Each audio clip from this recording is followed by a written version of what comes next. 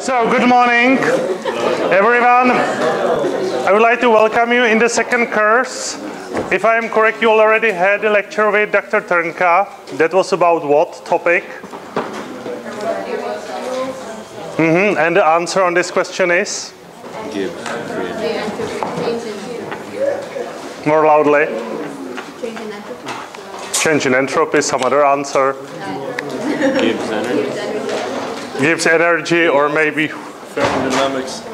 Or thermodynamics at the whole, or energy, you can say. So you know that this whole question, this whole simple question, has quite a difficult answer, and there are many chemical equations and many mathematical equations that can describe it. Today we will go to some other field that it's good to start with before we go deeply inside the metabolism. And this lecture is called the Overview of the Energy Metabolism. So during this lecture, I would like to give you a basic overview. What does it mean, the energy metabolism? The majority of the lecture will be focused on drawing of the basic pathways of our metabolism. Or better to say, the position of the basic pathways in our energy metabolism. Before we will go to this, we will define some basic terms. That means, for example, what does it mean anabolic? What does it mean catabolic? What does it mean metabolism? And then, at the very beginning, we will mention some small topics, for example, about the regulation of the energy metabolism. For after this whole course, you should be able to answer several questions. Yes, you should be able to answer what metabolic pathways do we have in our body, where they are located, what's their role, that means when and why our cells are doing them, and the last is how this whole process is regulated. And this opening lecture should give you the whole overview, and then during the whole course you can say good. So right now we are discussing about this pathway, and this pathway is connected to this and to this. Yes? So if we start, we will start with the basic definition. What does it mean metabolism? If you look in your book, you can see many definitions. Here I choose some simple definition, and that is that metabolism is a set of catabolic and anabolic processes, or anabolic and catabolic reactions. Inside the metabolism, you will meet compounds that we call intermediates or metabolites. You can say energy metabolism or intermediary metabolism. For us, this means the same, and it's the concerning all basic pathways. That means basic metabolic pathways of our saccharides, lipids, and proteins, plus the common pathways as is Krebs cycle and respiratory chain. Yes? All these things together we call energy metabolism or the intermediary metabolism. During other courses, you will speak about other metabolic pathways. They typically do not belong to the energy metabolism. For example, metabolism of reactive oxygen species, or during the inflammation processes. When we speak about catabolic and anabolic reactions, we should define what this means. As you know, when something is catabolic, that means that you, from some more complex compound, produce some simpler compound. Therefore, typically these reactions are degradation reactions, and during the catabolic processes, as the net balance, you should release some energy, and therefore they are exergonic reactions. One single reaction could be endergonic in the whole series, but the whole process, for example glycolysis, should be exergonic. Typical example of catabolic reactions and catabolic processes is, for example, proteolysis. That means the reaction where you take one big protein at the very beginning, and at the end you have many single monomers of amino acids. And as you know, we have altogether 20 proteinogenic amino acids, or 21, and all proteins are composed of them. And during proteolysis, you release these amino acids from big protein, and this is a catabolic process. On the other hand, we have anabolic reactions that are typically synthetic reactions, and the whole process should be endergonic. That means that you must give energy inside the reaction or inside the whole process to proceed. And typical example of anabolic process is opposite process to proteolysis. That means synthesis of new proteins on ribosomes. That means protein synthesis that's located on the ribosomes. You know that you take the single monomers, the amino acids, and you make there the peptide bond, forming a new long protein.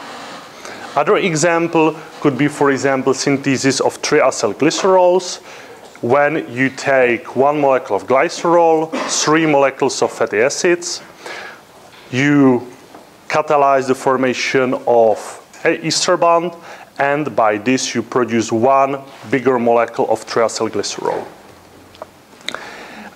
In our body, there are some processes where you simply cannot say whether they are catabolic or whether they are anabolic, due to the fact that they are so complex that one part is catabolic and from our point of view they are anabolic.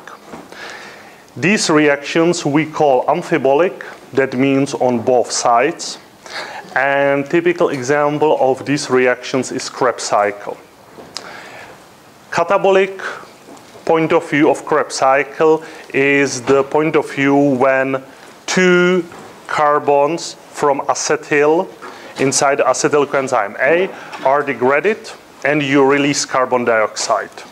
That means from acetyl you produce 2 molecules of carbon dioxide, simply your compound is released, therefore it's catabolic. On the other hand, Krebs cycle has many intermediates inside that serve as the precursor for more complex compounds. For example, succinyl coenzyme A can give birth to the heme. That's important for the hemoglobin in our red blood cells. Or alpha-ketoglutarate can be converted to neurotransmitters, for example, to glutamate. And therefore, we can say that Krebs cycle share both characteristics, catabolic and anabolic pathway, and therefore we call it amphibolic. Do you understand this? So if you understand this, then we will look on the basic overview of the energy metabolism. This is the basic overview. So as you see, our whole metabolism is quite simple. We have variable nutrients coming inside our metabolism. The source of them is typically diet. And here we have proteins, saccharides, and lipids. These compounds are oxidized. Therefore, we need to have the oxygen. And via the oxidation of nutrients, you produce energy and you produce waste products. As you know from previous lecture, our body conserves the energy for immediate use in form of ATP. And we call this a macroenergy compound. And it's a general form of energy for many reactions, for many transport proteins in our body. Here we have 3 basic waste products of our energy metabolism. All nutrients produce carbon dioxide and water. Carbon dioxide is released especially in Krebs cycle, and water is produced in the respiratory chain. And then here we have the urea, and urea is the waste product of the amino group or the nitrogen inside amino acids. That means that urea is not produced from lipids nor from saccharides, only from proteins, that means only from amino acids. Of course, that the intake of nutrients is not constant, and there can be some gap in the nutrient, and therefore we have some storage compounds in our body. That means that the nutrients can be converted to the storage compounds, and then these compounds in the period of starvation can be released from the stores, and they can be oxidized, giving you the energy plus the waste products. Could you name me some storage compounds that we have in our body? Glycogen, that's for what?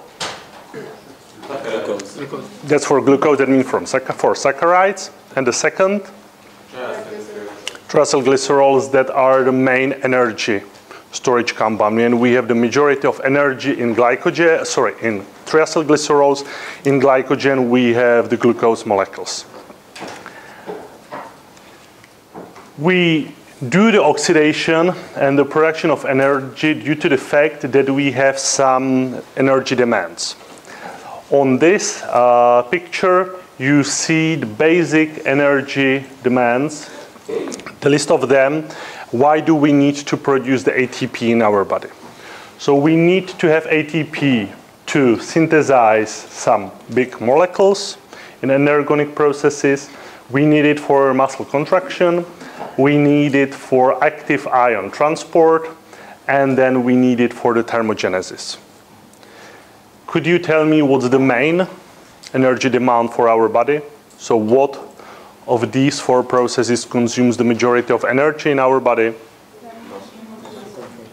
Thermogenesis, not. That's, I think, at the least. Muscle contraction, typically also not. It depends how active you are. But as we look here, right now as we are sitting, muscle contraction is not the main. Thermogenesis, not. Macromolecules also not. Active ion transport. Yes, it could be for you quite surprising that this quite simple process, but it consumes more than 50% of all energy in our body. And for example, in our neurons or in the nerve system, it consumes over 80% of all energy. And it's due to the fact that, for example, the neurons, if we now focus only on neurons, their role is to produce action potential. And action potential, that means the movement of ions across the membranes.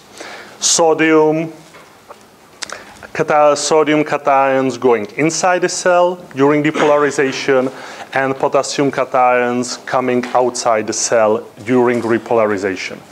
And as I will tell you at the end of the lecture, our brain consumes 20% of all energy of our body. Yes? So active ion transport you need for many, many important processes in our body. For example, calcium cations serve as the second messenger. That means many hormones are utilizing this ion for the transmitting their signal inside the cell, and whole nervous system and whole excitatory system is based on the transport of ions across the membrane. So that's the main. Of course, the muscle contraction, here it highly depends what do you do. Yes? If you have a sedentary lifestyle, then the muscle contraction is not the main. If you are worker, miner, or if you are professional sportsman, then of course physical activity is much more important. But if you look at the typical society right now, there is not so many workers, yes, and not so many miners. Yes, majority of us have very small physical activity, unless we do it actively by ourselves. Now in 3 slides, I will give you the basic overview of the names of the pathways that we will meet today, and then that you will meet these whole curls. So on the first, we have the list of catabolic reactions proceeding in our body. First, we start with the saccharides. Basic catabolic reaction of saccharides is called glycolysis. Glycolysis is a reaction where you convert one molecule of glucose to 2 molecules of pyruvate or lactate. That means typical catabolic process. Second is called degradation of glycogen or glycogenolysis. That's the reaction where you take the big polymer glucose, the glycogen, and you produce the single monomers of glucose. Then we have lipids. Lipolysis is similar to glycolysis, only you start with triacylglycerols, and by enzyme that's called lipase, you destroy the ester bond in triacylglycerol molecule, and you produce fatty acids and glycerol. Beta oxidation is a subsequent step. That's the step where you convert molecules of fatty acids that typically are long. They have 16, 18 carbon atoms, and you convert them to 2 carbon acid active residues that we call acetyl coenzyme A. Coenzyme A itself is big molecule, but that's only cofactor. The active part has only 2 carbon atoms, that's the acetyl, and therefore the whole process is catabolic. Ketone bodies degradation, today only take into account that this exists, yes. More in detail, we will speak about it in around 2 weeks. Ketone bodies are produced from acetyl coenzyme A from fatty acids, and then their degradation is also the catabolic reaction. And last, that are proteins and amino acids. The proteins are degraded in a reaction called proteolysis, and then each amino acid is degraded in a unique pathway, and in general we can say that it's degradation of amino acids. Any question to this? Could you repeat the short definition of lipolysis? Lipolysis is the reaction where you start with triacylglycerols and you produce 3 molecules of fatty acids, or 3 fatty acids, and 1 molecule of glycerol. So you start with triacylglycerols and you produce 3 free fatty acids and you produce glycerol.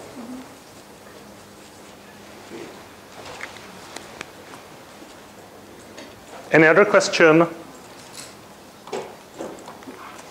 So now, anabolic reactions. As you will see, they are to a very big extent opposite of the previous. First is synthesis of glycogen. In this reaction, you simply take glucose monomers and you produce glycogen. That means big polymer of glucose molecules. Second is called gluconeogenesis, and gluconeogenesis is the reaction where you take some small compounds, typically 3 and 4 carbon atom compounds, and you convert them to the molecule of glucose. For example, you can start with pyruvate, with lactate, or with some carbon skeletons of amino acids, and you convert them to the glucose molecule. Then we have lipids. We call this synthesis of fatty acids. That means the reaction when you start with acetyl coenzyme A molecule, and in a series of reactions you produce fatty acids, typically with 16 carbon atoms, and then you can elongate it. Subsequent step is lipogenesis, synthesis of triacylglycerols, and that's the reverse process to this. That means you take fatty acids, you take glycerol, and you produce triacylglycerols. This reaction typically proceeds in your adipose tissue. Ketogenesis, that's the reaction where you produce ketone bodies. So ketone bodies are alternative energy substrate during starvation, and you produce them from fatty acids, yes, in a simple series of reactions. And the last are reactions concerning proteins and amino acids. That means synthesis of proteins on ribosomes, protein synthesis, synthesis of amino acids. We can produce in our body 12 of those 20 proteinogenic amino acids. That means not all of them, but only some of them. And the last reaction here is synthesis of urea. That's the synthesis of the waste product of the protein metabolism, but the whole pathway is anabolic.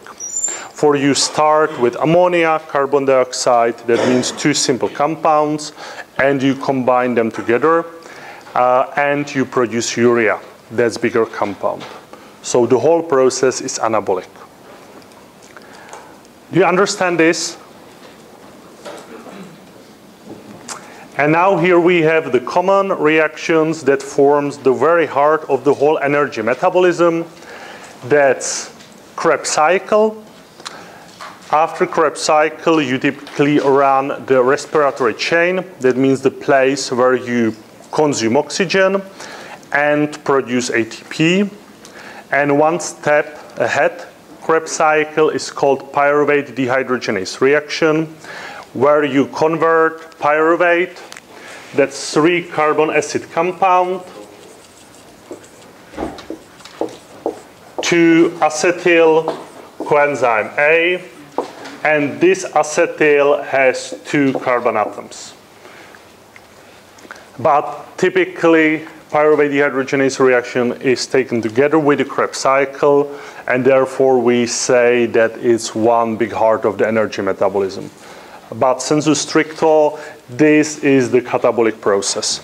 For here you release carbon dioxide as the side effect of the whole reaction. And the last, before we start drawing, are here these 3 intermediates. 2 of them you have on the board.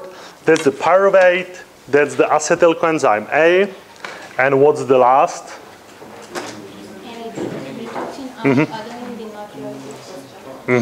And what's its role in the metabolism?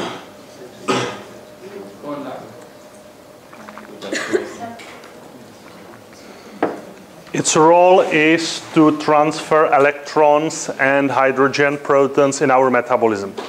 So typically, we call these cofactors of oxidoreductases, NAD and FAD. They have slightly different position. They react with different enzymes. But we can say that they help the enzymes to do their role in the metabolism. Yes, therefore, they are cofactors. And these 2, NAD plus FAD, they work as the cofactors of oxidoreductases. And as you saw, the energy metabolism in the catabolic direction, that's the oxidation. And these will help us to take the electrons, to take the protons from the substrates, and they give these electrons into the respiratory chain. That is also called electron transport chain. And from these electrons, we gain the energy to produce ATP. So here we have the whole picture. So you can imprint it into your brain. And right now, we should draw this on the board. So we start with proteins. Then we have saccharides.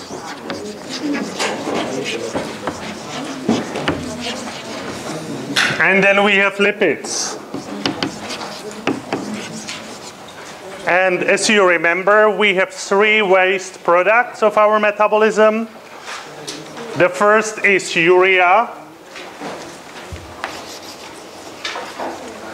Second is carbon dioxide. And the third is water.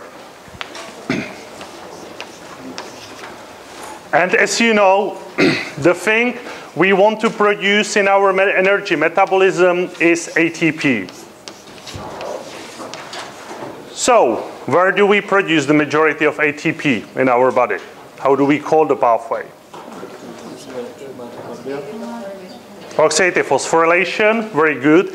And one step ahead, oxidative phosphorylation is called? That's the whole chain. Electron transport chain or respiratory chain. And here we can draw a mitochondria for the whole electron transport chain plus oxidative phosphorylation proceeds in mitochondria. So respiratory chain plus oxidative phosphorylation produces ATP. As the substrate for oxidative phosphorylation, you have ADP plus the inorganic phosphate, as they are coming from the solution and they are dissolved inside. What do we need as other substrates for respiratory chain? Very good. So this is the reason why we breathe in the air.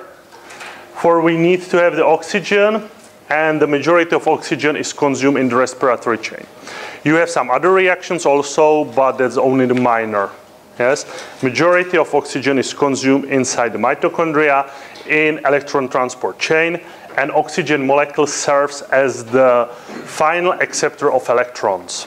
When it accepts electrons, it's reduced, gains minus charge, and it will react with hydrogen protons, giving you the water. Could you estimate how many milliliters of water do we produce in our body per day? 3 liters. 3 liters is too much. 700 milliliters. Around 300 milliliters, 400 milliliters. Why do you think that this is important? Or do you think it's important? That was a bad series of questions.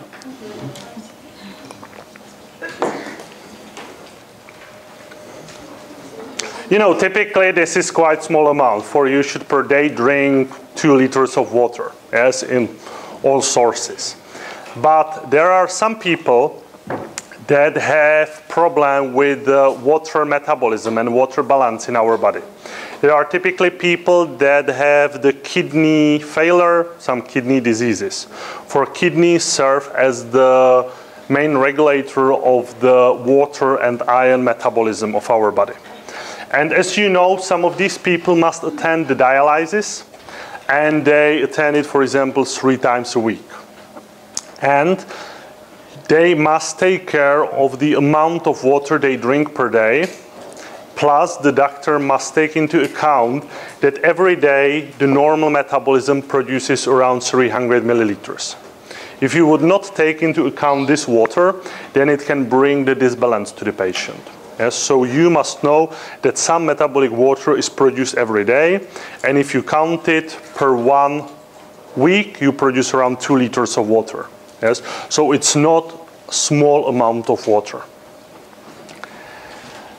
The last substrate for the respiratory chain are these reduced cofactors. That means NADH plus FADH2. As you will heard, different enzymes have different cofactor, but in the whole metabolism you produce both. And also these cofactors react with different complexes inside the respiratory chain. They work as the source of electrons that feeds the electron transport chain with electrons, that means with energy. What's the main place where do you produce reduced cofactors in your body, in our metabolism? It was correct. Krebs cycle, that's the main place where you produce reduced cofactors. In 1 spin of Krebs cycle, you produce 3 molecules of NADH plus 1 molecule of FADH2. Yes, per 1 rotation, that means per 1 molecule of acetyl coenzyme A that's coming inside the Krebs cycle. The second part is oxalacetate. That's 4 carbon atom compound. Acetyl coenzyme A, the working part, has 2 carbon atoms, and therefore the first intermediate has 4 plus 2. That means 6 carbon atoms, and we call it citrate or citric acid. And therefore the alternative name of Krebs cycle is citric acid cycle. And this is 6 carbon atoms. Since we need to return during the whole cycle to the 4 carbons of oxalacetate, we must, during the whole process, release 2 carbon atoms. And both these carbon atoms are released in form of carbon dioxide And therefore, per one rotation, we release 2 molecules of carbon dioxide. And this is the reason why we breathe out. That means, where do we produce carbon dioxide? Yes, it's very big producer of carbon dioxide, this Krebs cycle. It's not the only, but it's a very important producer of the whole thing. As the result of Krebs cycle, you have the reduced cofactors that feeds the respiratory chain, and you produce the waste products, carbon dioxide, and also you produce there some small amount of energy directly in the whole Krebs cycle in form of GTP. How do we produce acetyl coenzyme A in our body?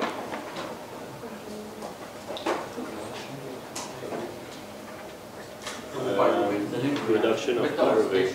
Oxidation of pyruvate. It's oxidation of pyruvate. So we take pyruvate.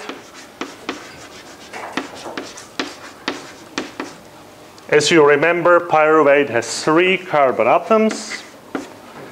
And the whole reaction is oxidative decarboxylation. And that means that you produce carbon dioxide. So this is the second important place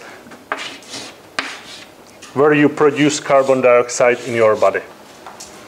So pyruvate dehydrogenase reaction, abbreviated as PDH, when pyruvate is converted to acetyl coenzyme A.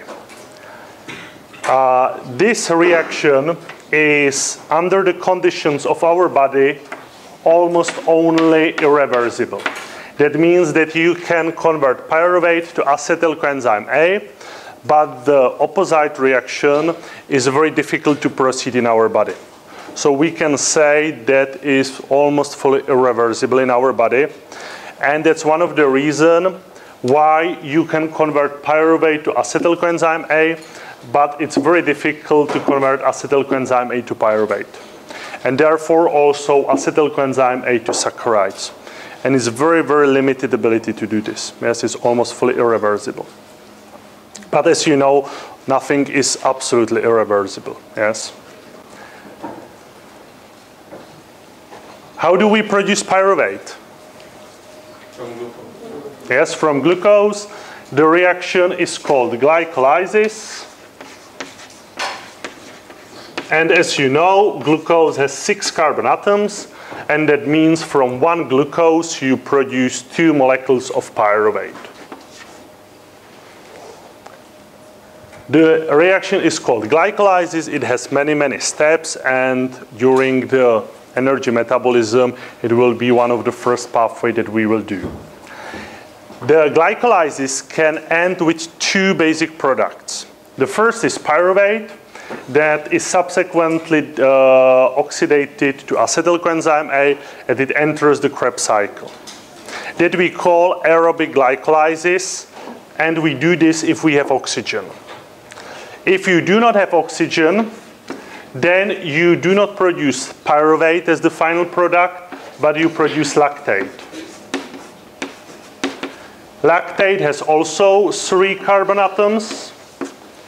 But here you have keto group, and here you have hydroxy group. That means that this is reduction, and in that direction is oxidation. This whole reaction is fully reversible, and you can convert lactate to pyruvate and pyruvate to lactate. It only depends on the availability of oxygen and on the whole redox state of the cell. Opposite reaction from pyruvate to glucose is called gluconeogenesis. And the whole gluconeogenesis consumes some amount of energy due to the fact that you convert simple compound to more complex compound. What's the second source of acetyl coenzyme A in our body? Here we have saccharides, and we have some other sources. And what part of lipid molecule? Fatty acid. Triacylglycerols and the fatty acids. Yes? So as you know, in the stores, we have triacylglycerols, and they can be degraded by lipolysis to glycerol and to fatty acid. And we say free fatty acid for it's not esterified. Glycerol has 3 carbon atoms. Fatty acids typically have 16, 18 carbon atoms. In the process of beta oxidation, you convert fatty acids into coenzyme A molecule, and it's the stereotypic spiral pathway where you repeat several steps and you still repeat them, and in each spin you produce molecule of acetyl coenzyme A, plus you produce quite big amounts of reduced cofactors of NADH and FADH2. Both these are produced in the beta oxidation.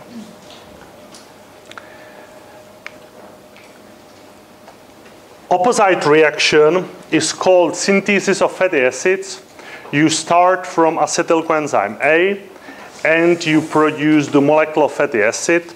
It's also the spiral process, but here I make the single direction, yes, to be more clear. Yes, but it's also a repetitive stereotypic process, only catalyzed by different enzymes. Yes, but as you will see, when here it's oxidation, here will be a reduction. Yes, so it's to a big extent opposite process.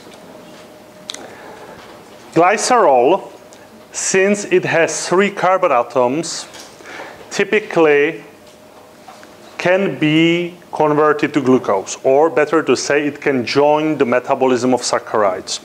For here, the whole glycolysis, or not whole, big part of glycolysis is at the level of 3 carbon atom compounds, and therefore glycerol can be part of glycolysis or gluconeogenesis. Yes, that depends on the state of the cell, but typically it serves as the substrate for the synthesis of new glucose molecules, since it joins the gluconeogenesis pathway at the level of dehydroxyacetone phosphate. Yes, the basic triose with 3 carbon atoms.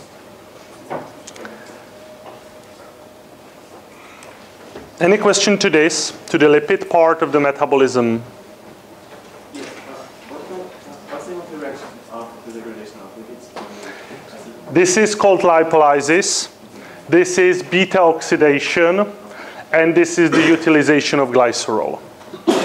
Yes? And if you want, here we have the opposite reaction. So this is the synthesis of fatty acids. This is also reversible, so you can synthesize the glycerol. And then here the opposite reaction is called lipogenesis. That means production of triacylglycerols.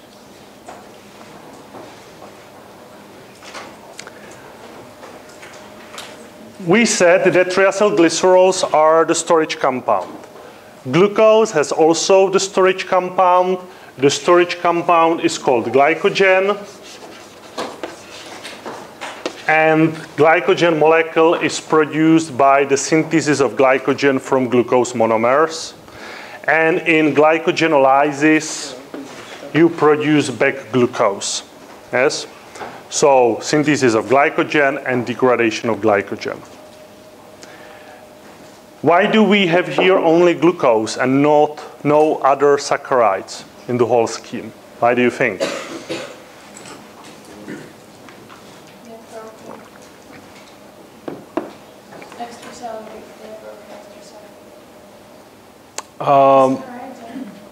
They're typically intracellular, they are converted. The fact is that glucose has the central position due to the fact that all monosaccharides can be converted to glucose and monosaccharides can be produced from glucose. Yes? We will speak about specific pathways. With Dr. Kvasnitsova, you will speak about the utilization of galactose, utilization of fructose, and about the pentose phosphate pathway, where you, for example, produce ribose that's necessary for the DNA structure. But all these monosaccharides can be converted to glucose or can be produced to glucose. Yes, that means that the glucose molecule itself has the central position, and here you can say fructose, galactose, ribose, but when you want to degrade them, you must return to the glucose. Last part of the scheme, that are proteins. So the first reaction when you want to oxidize proteins, that's the proteolysis, when you convert them to amino acids. This reaction gives you the monomers, and as you know, typically in proteins we have proteinogenic amino acids. Some of them can be modified, yes. We have some, for example, hydroxy derivatives of proteinogenic amino acids, but you have only those 20 that should be typically in the proteins. Each of these amino acids has the unique pathway how to be metabolized. Some pathways are very simple. Some, for example, from tryptophan are very long and very difficult. Today, we can make one simplification, and the simplification is that amino acid means two things. First, that's the nitrogen inside, so we can say that it's amino group that's inside. But it means all nitrogen that's inside the amino acid. And second, that's the rest of the molecule that we call carbon skeleton. That means that the body consisting of carbon, hydrogen, oxygen inside the amino acid, and the other part is only the amino group, or in general the nitrogen inside the amino acid. And these two parts of amino acids, they have different fate in our body. The amino group is typically converted to the urea. How do we call the reaction? Where do we convert it? Urea cycle, or the alternative name is ornithine cycle. For ornithine is one intermediate of the whole cycle. So in ornithine cycle or urea cycle, you convert the nitrogen from amino group into the urea, and here we use some amount of carbon dioxide. Yes, for urea has carbon, oxygen, nitrogen, hydrogen, and the carbon is coming from carbon dioxide. The result of this whole process is urea, the last waste product of our metabolism, and urea cycle typically proceeds inside our liver cells. And liver cells must degrade the amino acids that we have in the diet or our own amino acids. What can we do with the carbon skeleton? How do we join it with this metabolism? Change the acid to choline. That's one possibility. Some amino acids can give us acetyl coenzyme A. What else? Pyruvate. So pyruvate, here was pyruvate. Do you know, for example, what amino acid is transaminated to pyruvate in single-step reaction? Alanine. Yes. Alanine is transaminated to pyruvate. For alanine has 3 carbon atoms. So it's single transaminated to pyruvate. And the enzyme is called ALT, alanine aminotransferase, and all of you know it, since if you look into your lab results when you go to the GP, ALT is one of the liver enzymes that assess the state of the liver, whether there is no liver damage. So here, single step to transamination, and other possibility is, for example, that they join the Krebs cycle. For example, aspartate is transaminated to oxalacetate, glutamate is transaminated to alpha-ketoglutarate. Yes? All 20 amino acids can join the metabolism somewhere, and we will to some extent speak about it during the respective lecture. But today, it's enough to know amino group, carbon skeleton, amino group, urea and urea cycle, carbon skeleton joins the rest of the metabolism. And the last, what I should put here is the interconnection between urea cycle and the Krebs cycle. Since these two pathways are joined together, yes, some part of urea cycle proceeds in mitochondria, the whole Krebs cycle proceeds in mitochondria, and they exchange their intermediates inside to be fully effective. So, any questions to proteins or to the whole scheme? Yes, can you just repeat this up here? This? That's the fact that the urea cycle typically works in concert with the Krebs cycle, for they exchange their intermediates at two sides. Yes, fumarate, aspartate that are exchanged one pathway to the other, and therefore working together to produce the urea as the waste product. Yes.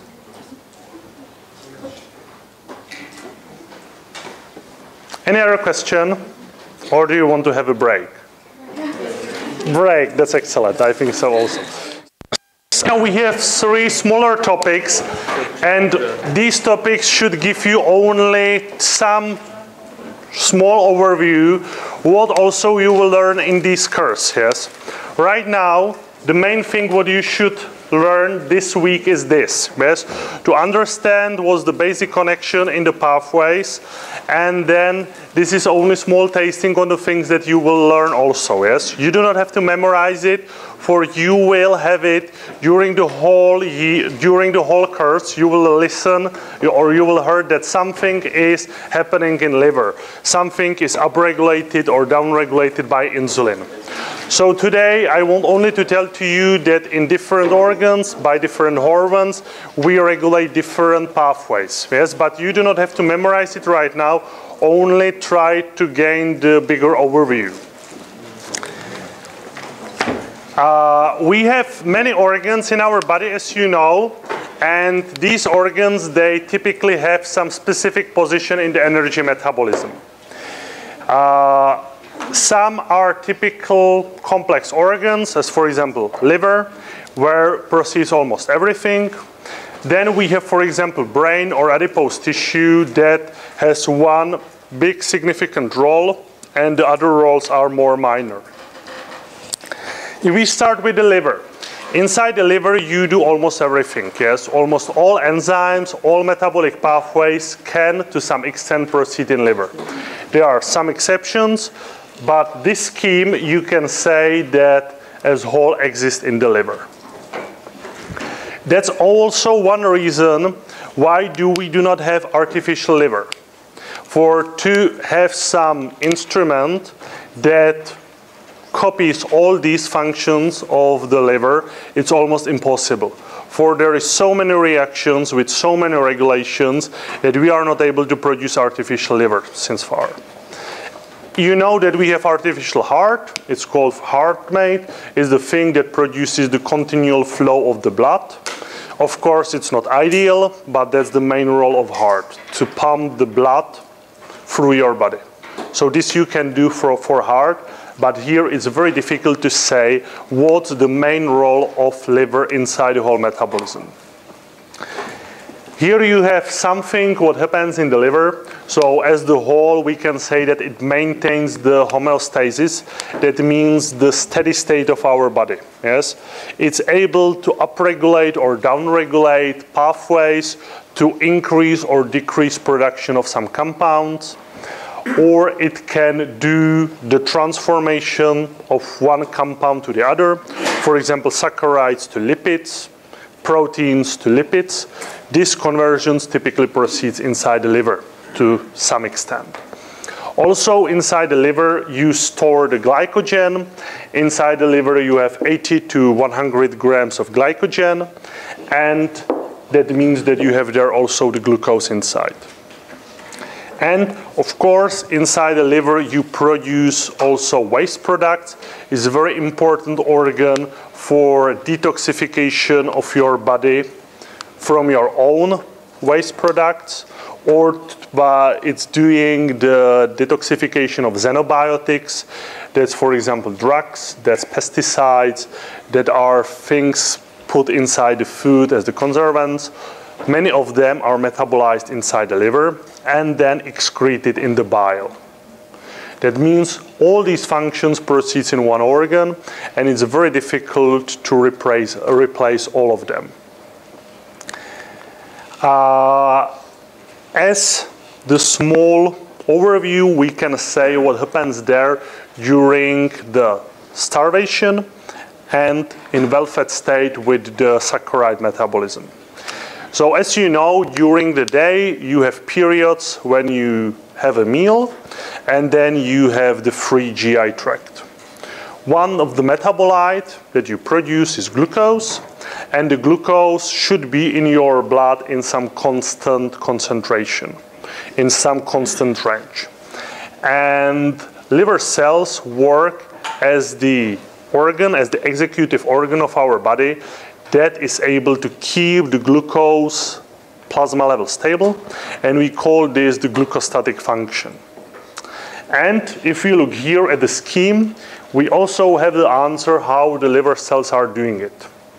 So if you eat some saccharide-rich food, for example pasta, for you know that pasta, that's a lot of sugar inside, and you have the rise of plasma glucose, the typical reaction that proceeds inside the liver is the synthesis of glycogen. That means you take the glucose molecules from the blood and you incorporate it into the glycogen inside the liver. Then, if you have the excess of glucose, then you can oxidize it in the glycolysis, and you can fully oxidize it in the Krebs cycle, respiratory chain, or you can convert saccharides to acetyl coenzyme A and then produce fatty acids and triacylglycerols. All these things proceed inside the liver, and liver cells are the first cells that meet the nutrients from intestines after the intestinal wall. For all blood from intestines come inside the liver through vena porta. On the other hand, if you have lack of glucose, that means that you are fasting, you have no meal in your GI tract. In that time, the liver cells must do everything to keep the blood glucose level stable. And what they can do is to release the glucose from glycogen molecule by the glycogenolysis, or to produce glucose from pyruvate or amino acids in the gluconeogenesis. And since you have only limited amount of glycogen, then after 1 day of starvation, you are totally dependent only on the gluconeogenesis. And liver cells are the main place where you run gluconeogenesis. Do you understand this about the saccharide? And you will hear much more during the other lectures. Here, you have something about the amino acids. I told to you that ALT, alanine aminotransferase, we call liver enzyme, and that is assessed for the screening whether you have damage of liver. And we can say that the whole process of transamination, deamination, that means this process of degradation of amino acids is to big extent located inside the liver. That means that you have here amino acids, you produce from them carbon skeleton, and urea as the waste product. The whole urea cycle is inside the liver. That means that if you are missing a liver, that means if you have liver problems, some liver disease, one of the results will be the disbalance of the whole amino acid metabolism. And maybe some of you know the term liver encephalopathy. That's the state if you have liver cirrhosis, for example, due to hepatitis or alcoholism. And the result is that the accumulation of these amino groups, and they will be in the form of ammonia or ammonium, that means NH3 or NH4+. They lead to disturbance of your brain, and typically these people can die due to it. Yes, for the ammonia is toxic to your body, especially to the brain, that has very big energy demands, and when this is not detoxified in liver, it will affect your brain, and it's a very serious condition, the liver encephalopathy. Other thing that we have mentioned here is that liver cells are the cells that produce your plasma proteins. And you know that one important component of plasma proteins are those proteins that stop the bleeding. Yes? We call this coagulation cascade. And one of the results, if you have damage of liver, is that the patients can bleed out, since they have the problem with the blood coagulations, for they are not able to produce the plasma proteins. And now you can imagine what we must replace in the patients that have problems with the liver, and it's almost impossible to do it fully. Yes, to replace all these important functions. Any question to liver? Kidneys. Kidneys have one specific position. How would you define the role of kidney in your body? What do they do? Pressure in the blood plasma. Yes, so they produce urine, they keep the isotonic condition in blood plasma. Filtration, that's at the very beginning of the urine production. And then there is intensive transport of ions. So we can say that inside the kidneys, you do very, very intensive transport of ions and transport of water. The primitive urine, that means the urine after the filtration, per day you produce 180 milliliters. And the definitive amount of urine is around 1.5 liter.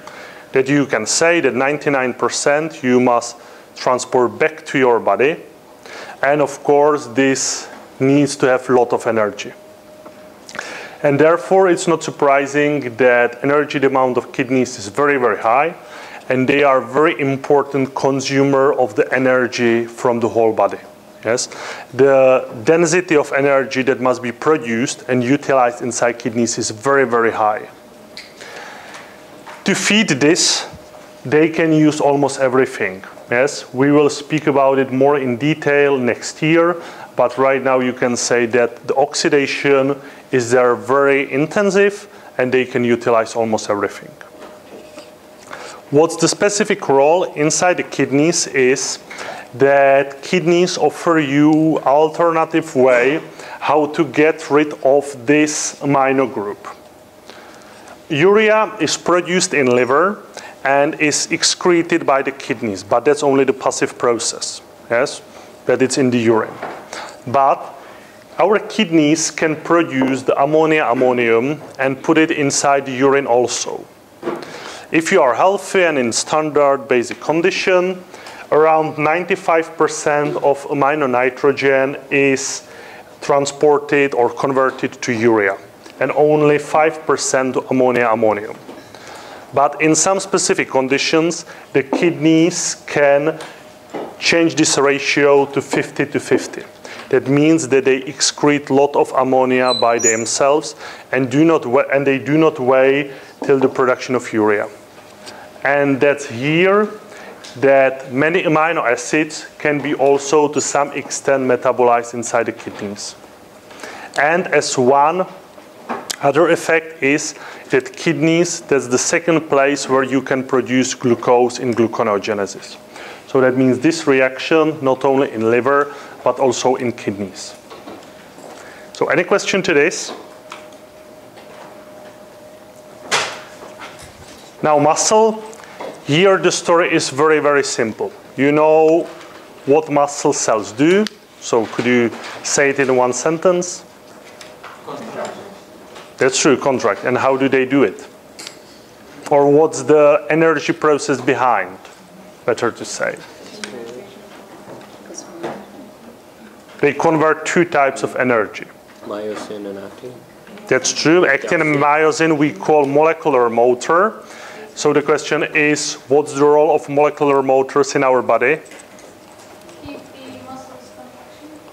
That's true, but not only muscle contraction, also, for example, movement of vesicles in our cells, movement of mitochondria in our cells, division of cells. So the basic process, if we return to the previous lecture, is that molecular motors convert the chemical energy, typically ATP, to the mechanical energy. In the macroscopic point of view, we have big muscles, and these muscles use ATP and produce the movement. That's their position. And therefore we can speak, therefore we can move our limbs and all other functions. That means that they must have very big amount of ATP, and here you have the list of compounds what they can use for the ATP. So as you see here, they can use many molecules to gain the ATP, and one of them you know from the previous course, from the practical trainings, where you assess concentration of creatinine in urea, and the creatinine comes from creatine, and inside the muscle it's in the form of phosphocreatine. There's a macroenergy compound that regenerates the ATP. And it's a very short-term but very effective way how to give new energy to ATP. For as you know, all of us can decide in one moment to run, and till the heart reacts to this and accelerate the heartbeat and the frequency that's very long. Yes, and therefore the muscle cells must have some instant source of energy, and creatine phosphate is one of them. Other thing that you should remember, and here it's only one thing what you should know from this slide, is the branch chain amino acids. What amino acids do they are? Could you tell me their names? Branch chain. And these amino acids are the first phases of their degradation located inside the skeletal muscle. Not in liver, but only in skeletal muscles.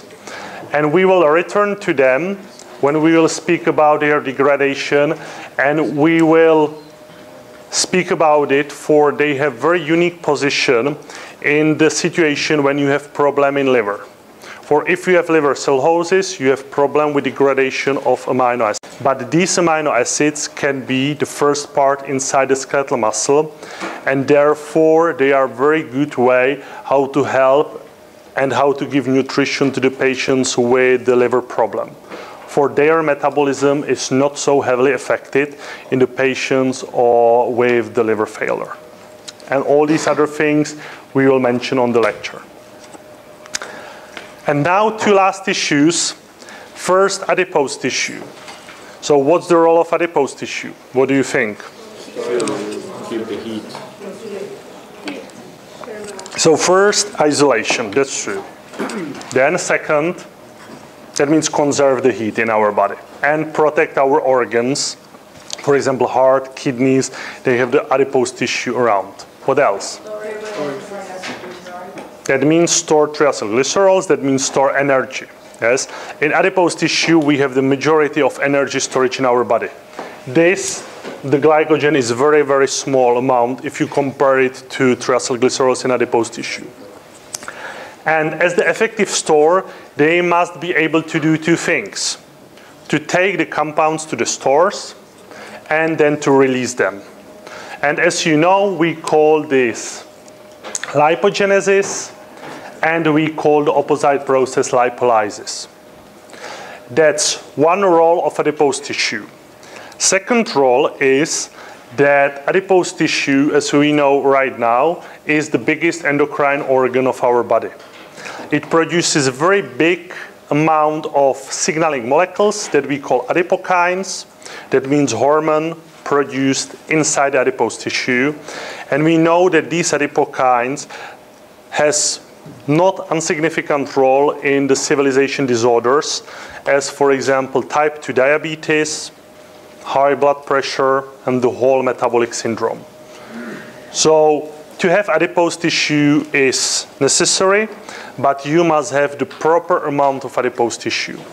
If you have proper amount of adipose tissue, they do their function and produce the beneficial signaling molecules. If you are obese, the adipose tissue will start to start the signaling that will lead after many, many years to the development of the civilization disorders. That means without adipose tissue, it's not to be. And if you do artificial model of animal without adipose tissue, the animal is absolutely not healthy, yes? But to have a lot of adipose tissue and to be obese is also not healthy. So it has very significant role in the metabolism, the storage of energy, and to do the signaling inside the energy metabolism. And the last organ is brain. So there's the organ where you are able to listen to me, where you are able to communicate, where you are able to write poems and all these nice things. And here you have the balance. 2% of body weight and 20% of energy expenditure. That means the whole energy demand. And what's missing here is 25% of oxygen. So it's very, very big consumer inside our metabolism and a very big consumer inside as the point of view of oxygen. And one other bad thing to the brain, if we return to skeletal muscle or to kidneys, they are also big consumers, but they can eat almost everything. Not for brain. For the brain is highly strictly dependent only to glucose. And per day it was calculated that it consumes 120 grams of glucose. There is only one exception, and that's the exception when you are in long-term starvation. Then it adapts, and the brain takes only 50% of this amount of glucose. That's 60 grams of glucose, and the rest is covered by ketone bodies. But what you can remember right now is that brain consumes almost only glucose, and that means that the gluconeogenesis during the long-term starvation you run to feed your brain. Not only brain, also erythrocytes, but the brain is a very big consumer of the glucose, and therefore you must do so intensive gluconeogenesis. Without the glucose, the brain is starving, and we can say that for the brain, the hypoglycemia is the same as hypoxia. So if you have low blood glucose level, the brain will simply switch off also, yes? And if you have patient with long-term hypoglycemia, it can be the same as if you have the patient with long-term deficiency of oxygen. So there can be the brain death only due to the fact that you do not have glucose in your blood. Any question to this? Good. So no question. Then the second short topic are inter-organ metabolic pathways. We right now name some organs, and these organs are typically connected by the whole series of pathways. That means that through your blood, you exchange the metabolites, and as you will see during this course, the organs communicate each other not only by signaling molecules, but also by sending the metabolites through the blood. One of the examples of these metabolic pathways is called Cori cycle. Cori cycle is a very simple pathway that proceeds only in this part of the metabolism. The Cori pathway is the pathway that couples together your liver cells and your red blood cells. When we spoke about this, I told to you that lactate is produced during anaerobic glycolysis. That means when you do not have oxygen. It's quite frustrating for erythrocyte that erythrocyte can do also only anaerobic glycolysis.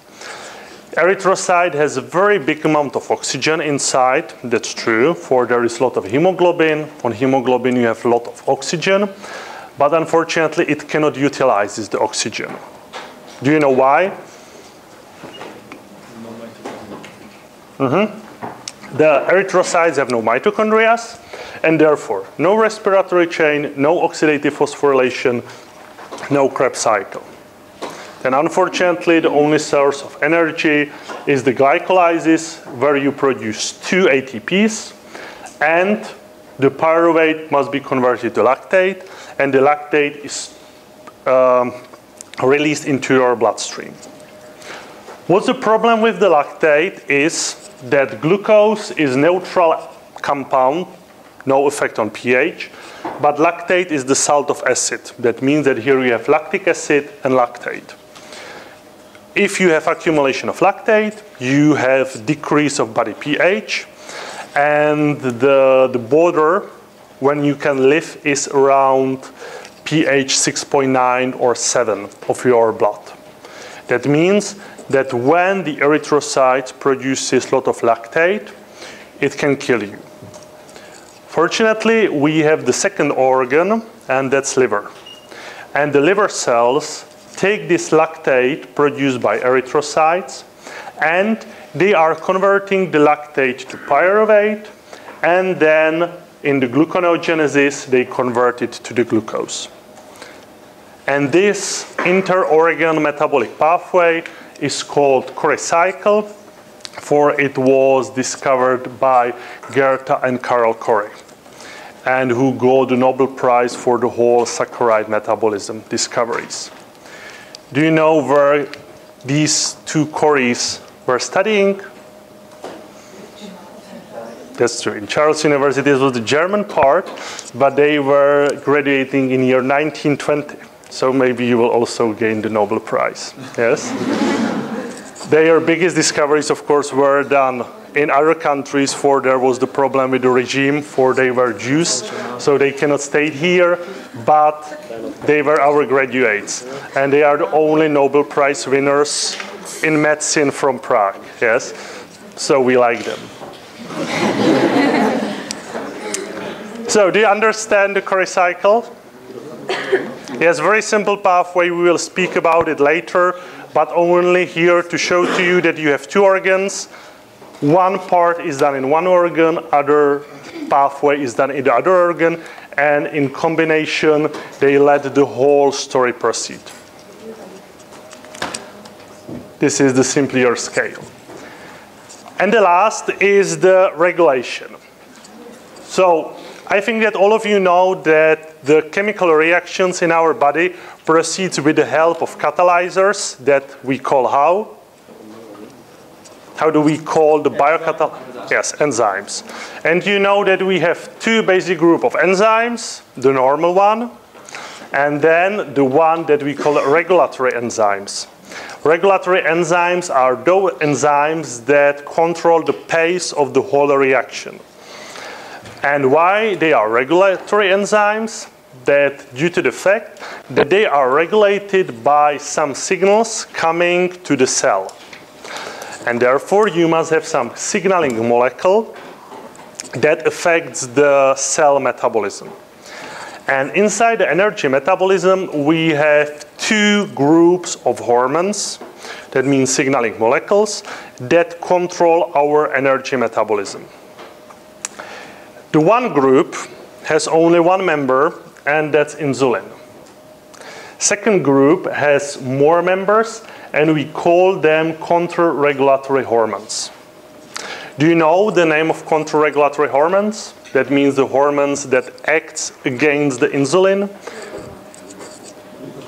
Yes, one is glucagon, and we have 2 or 3 other.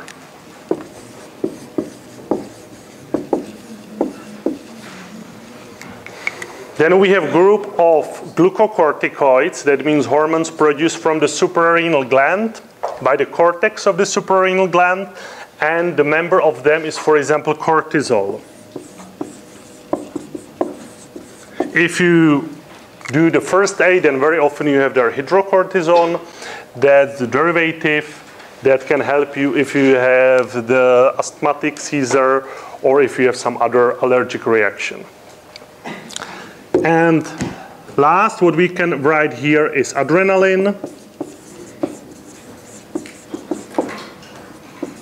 or as you have sometimes in your books, epinephrine.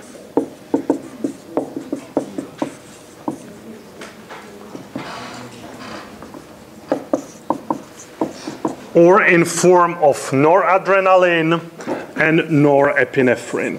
Adrenaline is the hormone produced in the suprarenal gland, in the medulla of the suprarenal gland, and noradrenaline is the neurotransmitter produced by the sympathetic nervous system.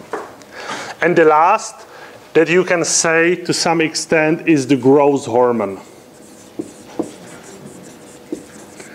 But these three, they are the main control-regulatory hormones, and if you should name only one, then name the glucagon. All these hormones regulate our body energy metabolism, and you will, during this course, heard that glucagon is producing some second messenger in the cell and affecting this regulatory enzyme.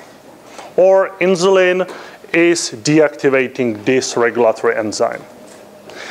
If we make a simplification, and what you can take today is this basic picture. Insulin is the hormone that's typically produced after a meal. That means in well-fed state. That means when you have nutrients in your GI tract and you want to utilize them. And therefore, insulin is very strong anabolic hormone that produces triacylglycerols, that produces new proteins, and that produces glycogen. And also, insulin is destroying glucose molecules. That means that typically insulin lowers glucose that you have high after the meal to feed all other anabolic processes. After a meal, you have 40 times higher concentration of insulin than the concentration of glucagon. Therefore, you have this picture. Yes, you have a lot of insulin, and it's activating the anabolic processes and lowering the blood glucose level. On the other hand, if you have no nutrients in GI tract, if you are in a fasting state, then these control regulatory hormones are in favor, and their role is very simple. Their role is to give energy to the body from the storage compounds. That means that they are catabolic hormones. They cause the degradation of proteins, degradation of lipids, degradation of glycogen, and they are increasing the blood glucose level. Or better to say, they are keeping it at some stable level. What can be quite surprising for you is that even after a meal, in your blood plasma, you have more insulin than glucagon.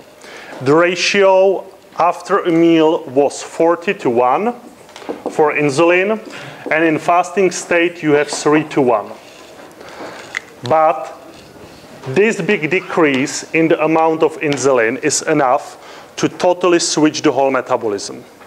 You can say that glucagon is more effective in that time.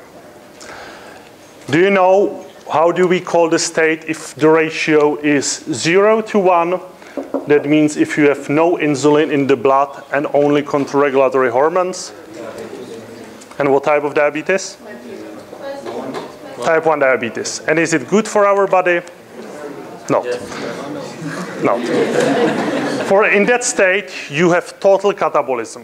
Everything is catabolic, and you have very high glucose. And without proper treatment, you will simply die. Yes?